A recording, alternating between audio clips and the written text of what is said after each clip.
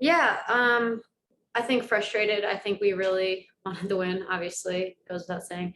We're coming off of a few tough games and this trying to change our momentum. We've got a hard run coming. We've got 4 games in like 10 days. But yeah, I think the ideas were all there, the effort was all there, the focus. I think technically we're slightly off, but yeah, we luckily we play again in like 3 days, so bounce back. Thank you. We'll go straight into questions here. Caitlin, go ahead. Hi, Emily. Obviously a lot has gone on in the last like 10 days and we haven't had a lot of opportunities to talk to players. I'm just curious because I know you were on the team in 2015. I wonder what you remember from that, if you heard about the investigation at all, or if you were asked to participate or anything like that that you can share. I just because the investigations are going to start again soon, I would prefer not to answer that. All right. Any other questions for Emily? We'll go straight with Grant. Go ahead. Hi, Emily. Thanks for taking the time. I hope you're doing well.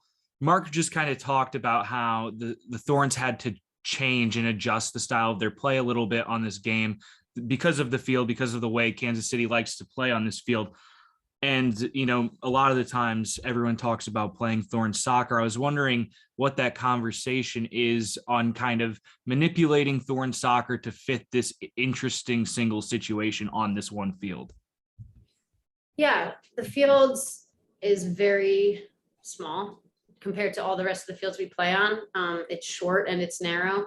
And the way we like to play is we like to spread out a little bit and switch the ball and kind of move the defense and build our way up. Since they rely so heavily on transition and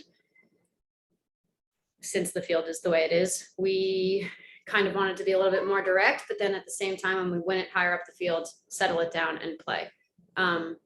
Direct meaning just get it up there, not just like bomb it forward. Kind of lock them in, and then we love to press, get it up into their final third so we can press, win it back, kind of possess the ball around their box and build an attack.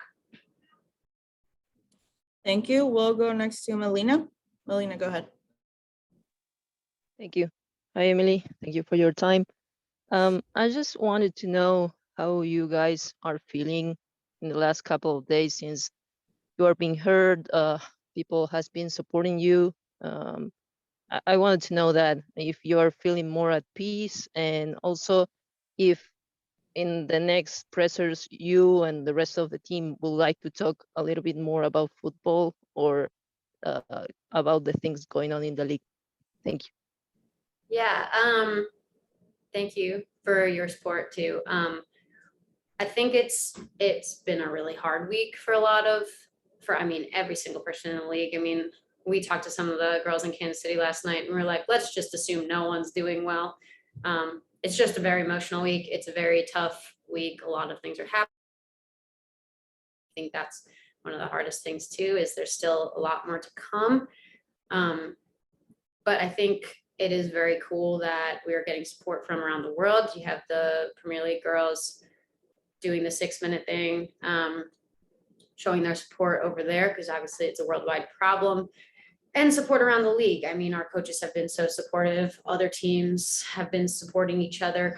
It's been a whole conversation about how we can help each other, what we can do to kind of bring light to this whole situation. So yeah, it's been a hard week, but it's been flooded with support. So that's been cool. I hope everyone feels the same way across the league. Moving forward, I think it's okay to ask questions like that.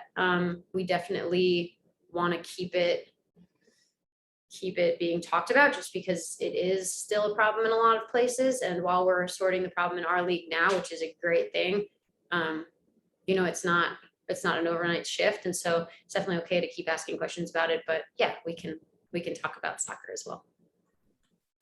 All right, last question here. We'll go back to Caitlin. Hi, Emily. Yeah, you said you don't want to talk about it because it's being reopened. That's fine. I did want to ask on Wednesday, Megan talked about just conversations ongoing with the front office and working as players together to try to, improve things, create accountability, all those sorts of things. I know we're still in early days here, but how do you feel the dialogue with the front office has been going? And I mean, do you feel hopeful right now that things are going to change and that you are going to get the sort of response that united as players you've been looking for and asking for? Yeah, I think there's so many people.